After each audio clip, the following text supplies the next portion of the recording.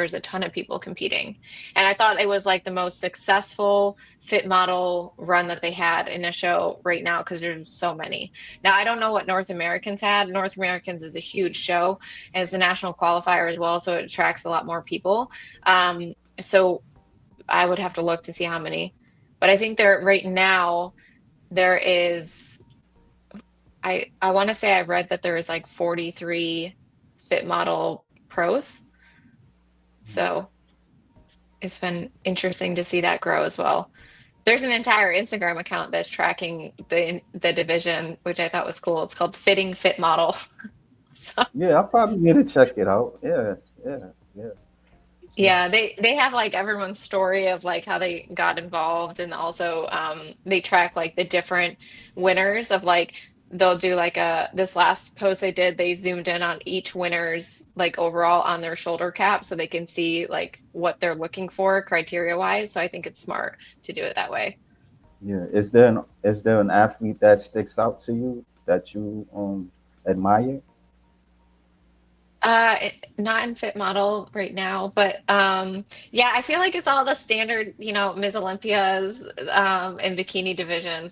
I I watch all of them. I call them my crushes because they're just like these gorgeous women that are just, killing it in the gym. So, Yeah, yeah. So, I really enjoyed meeting Amy in Tampa and hearing her story. So, you guys met in Tampa? yes, and George was brave enough to interrupt me while I was trying to eat during the day before the show. I was like, "Oh, bold man." I was like, Yeah, but I was just eating my chicken and vegetables. So, but yeah, he was sitting right next to me, and we had a good chat. It was fun.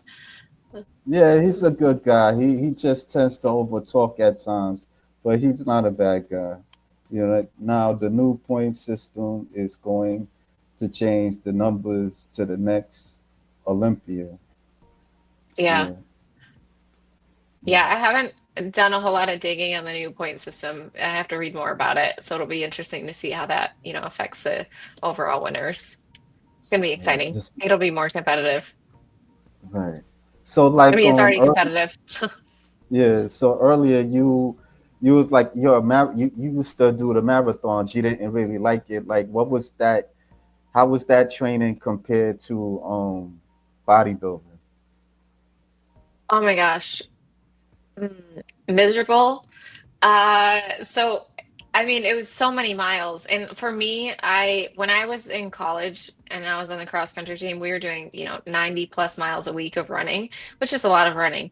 And I ended up doing the Marine Corps Marathon and I trained in 16 weeks, which is not ideal. I would definitely recommend individuals to train a lot longer. But because I had a lot of endurance training already, I was like, oh, I think it'll be fine. Because on my Sunday runs, I was already doing, anywhere from 10 to 12 miles at leisure.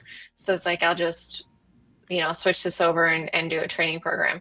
Um, I did try to qualify for the Boston Marathon using that marathon, and I missed it that year by, I think, like 5 seconds, which was crazy.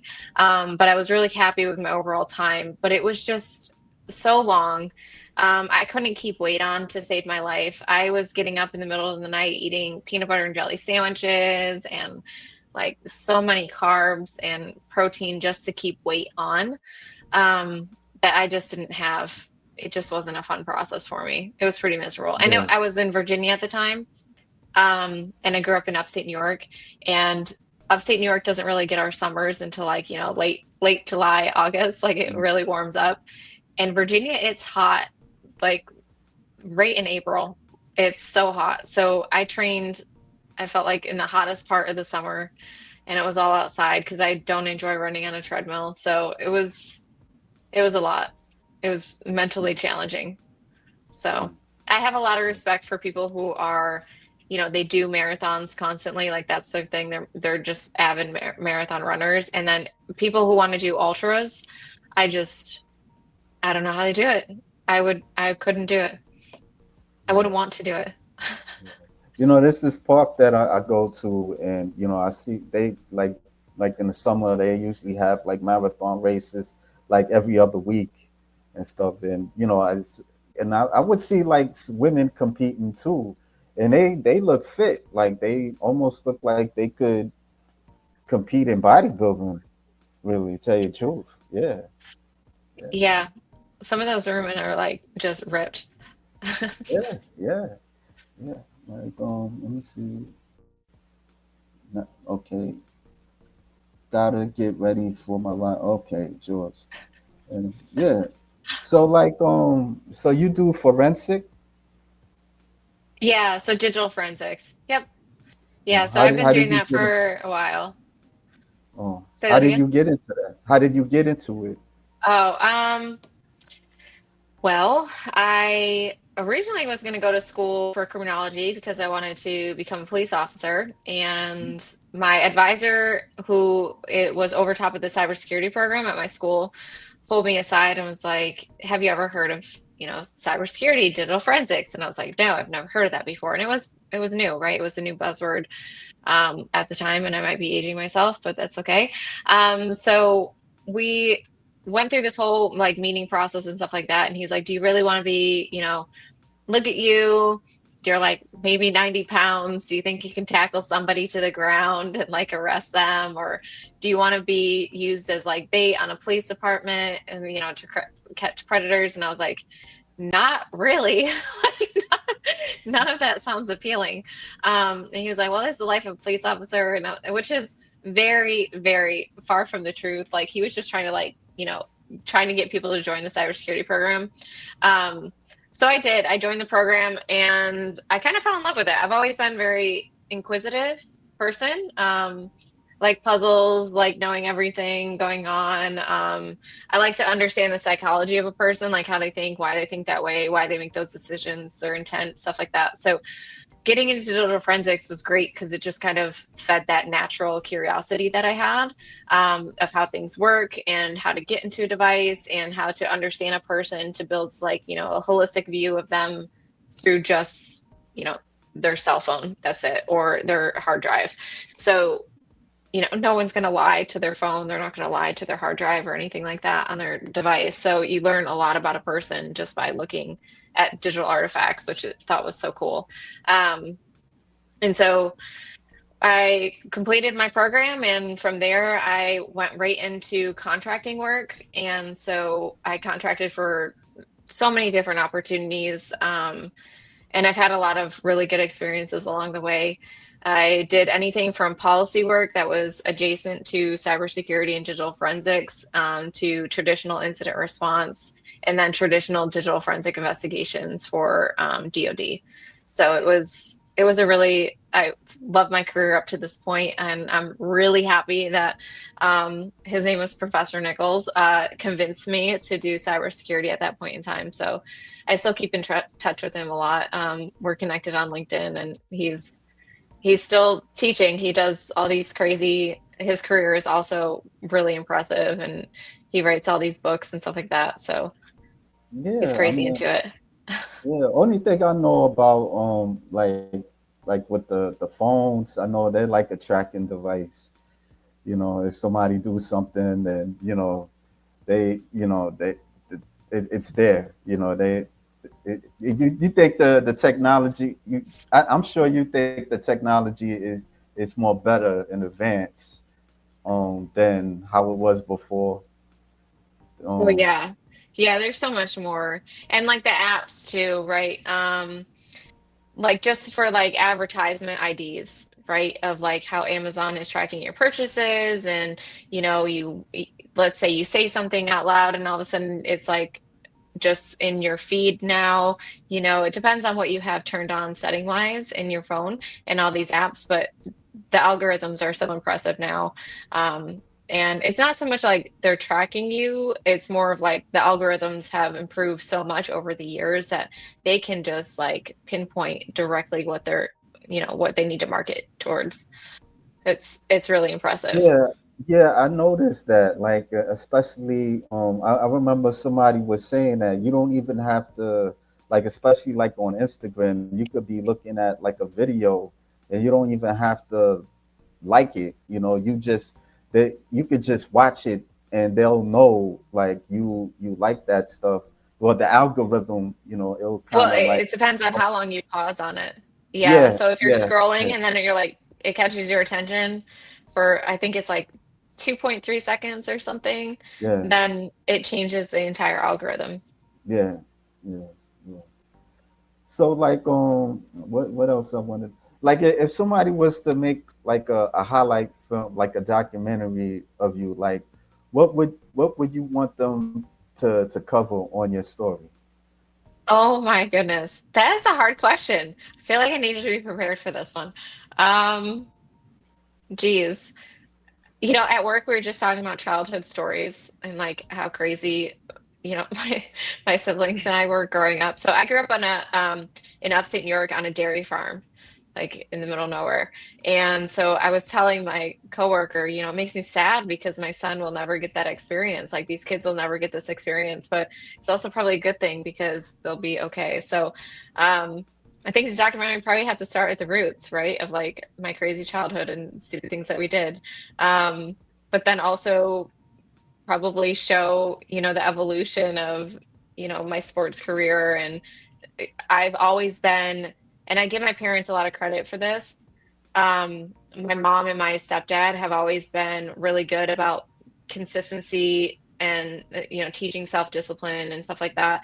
And so that's kind of carried over throughout my career, both sports and professional. Like I'm a very self-disciplined person. I'm very consistent. I'm reliable. I show up all the time. I hold myself accountable. Um, and so that would probably have to be the fundamental, I think, theme and storyline throughout that. Uh, Other than that, it's kind of boring, right? You can't make a documentary of just like chicken and rice and potatoes all the time. Well, tell you the truth.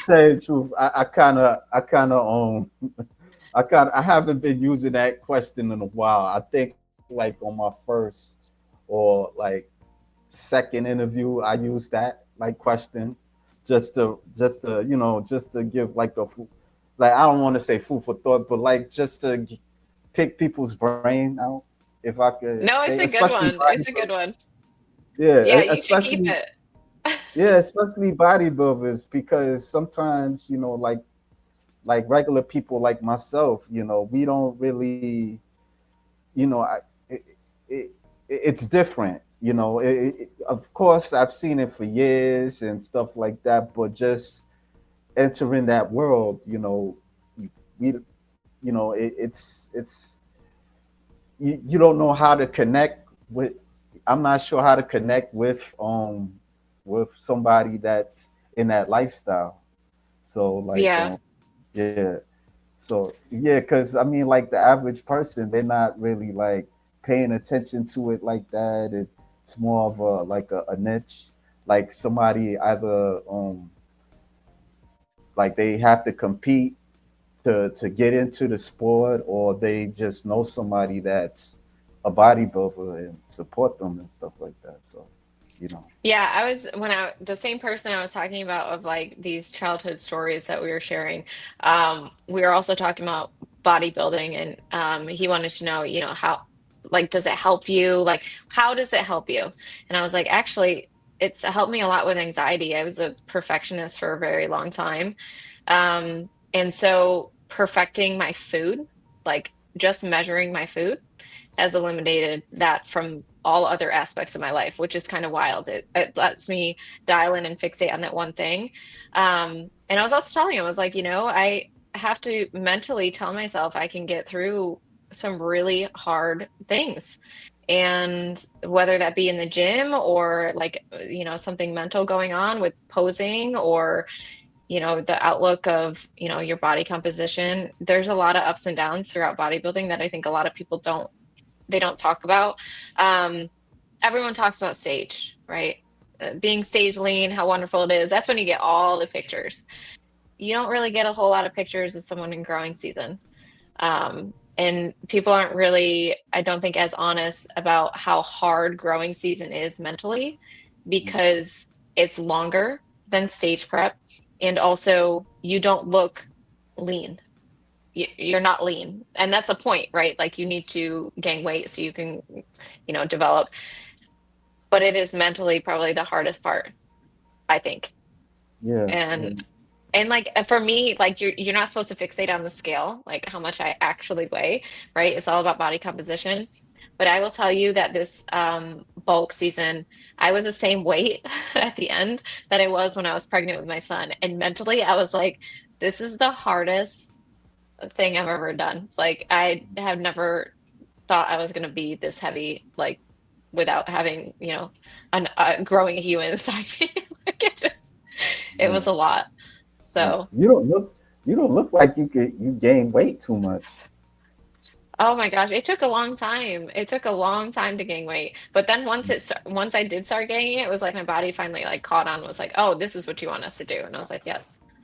I need you to hold on to the food."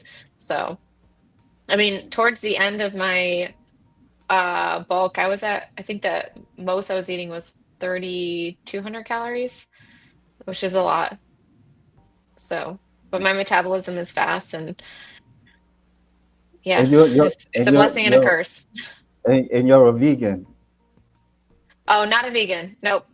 I love a my vegetarian. chicken, love my Oh, bacon. Yeah, I just did you say I you can't. was, you was did Yeah, you I say you eat was like vegan a protein. Yeah, oh okay just because okay like the whey protein I can't have. So it's really oh hard. Or I okay do that or just like egg whites. Yeah. No, oh, full-fledged meat I eater. Sorry. got you. I got you. What kind of meat you like? Like chicken or steak? Uh, a steak is probably high up on the list. We have steak for dinner tonight. I've been planning all day for it. And then chicken, but we do mostly chicken thighs because there's fat in there and it's easier to, consume the fat that way. Plus it doesn't get dry and it's a little bit more flavor to it. Um, but yeah, I th right now I've been craving steak mostly and like burgers. Mm. That the holidays is coming up soon. What's your plan? Like how do you deal with that? Oh my gosh. So hopefully, I compete sooner rather than later so that I can just be done.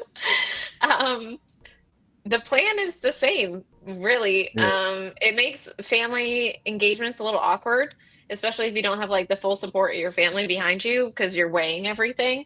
But I literally will just weigh exactly what it is, and if I have to bring extra food. I've done that to family engagements where I just bring my own food and I watch right. them eat all the delicious stuff while I sit there and eat my, chicken and rice or whatever it is. So it is Yeah, hard. It is I really hear, hard. yeah, I hear stories like that too often. Yeah, yeah. Like Yeah. how do they look at you? Like do they get it or they just kind of Some still people get figuring it it, some people don't. Yeah. Actually, we did a family vacation with my husband's family and they're Peruvian, so there's a lot of rice, there's a lot of like pork and potatoes and stuff like that in every meal.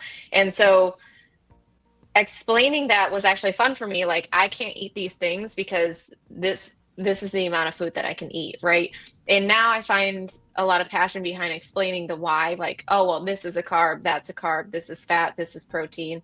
And they get it. And have been engaged through my entire like prep and, watching me go through it. But I told him, I was like, once this prep's over, I'll eat all your food. Like Yeah. So that's the you goal. basically I'm gonna so make a list of things that I want